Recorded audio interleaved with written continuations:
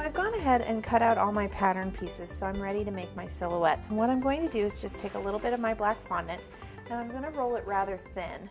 So I'll need a little bit of cornstarch on my counter just to keep things from sticking.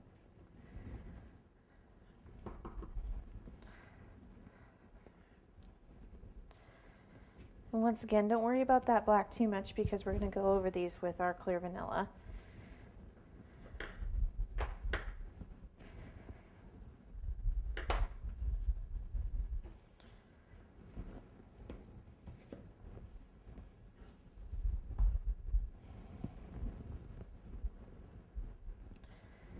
And I want to roll this about the same thickness as I did my ribbon, so pretty thin.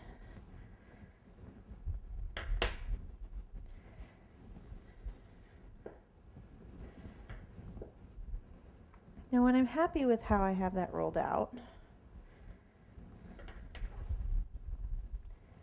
I'm going to go ahead and using a little bit of my vegetable shortening, I'm just going to kind of lightly coat the back of my pattern pieces. And the reason I'm doing this is because between the antlers and the legs, they're kind of fragile. And so I really want my pattern to stick because I will use it to transport it, to pick it up and move it.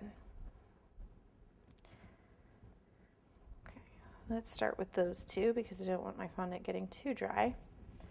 So I'm just going to take my craft knife and I'm going to dip the blade into my vegetable shortening, and then I'm just going to very, very carefully cut out these little tiny silhouettes. Now what you'll notice is if you put your finger down on the pattern, it'll keep your pattern from stretching as well as your fondant.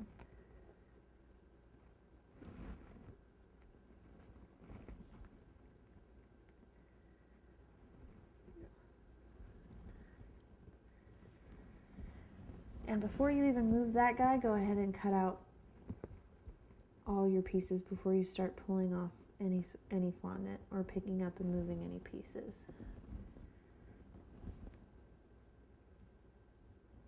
And what I'm going to do is I'm actually going to cut all of these long leg pieces, and then I'll go back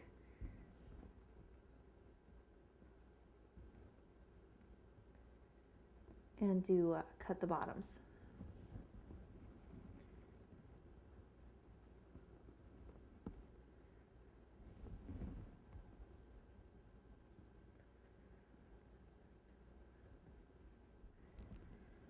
Now, you need to be particularly careful with the antlers because they are so delicate.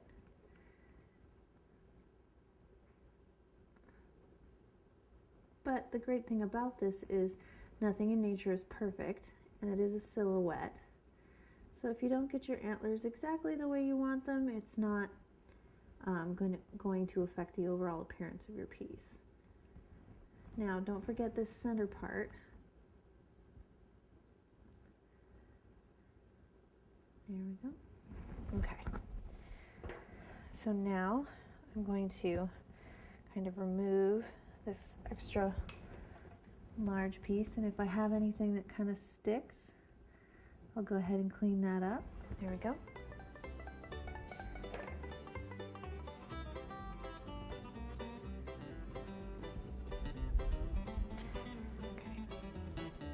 So I'm going to go ahead and put these to the side. Go ahead and leave the pattern pieces right on top. They'll keep them nice and moist, and then I'll finish cutting out the rest of my pieces.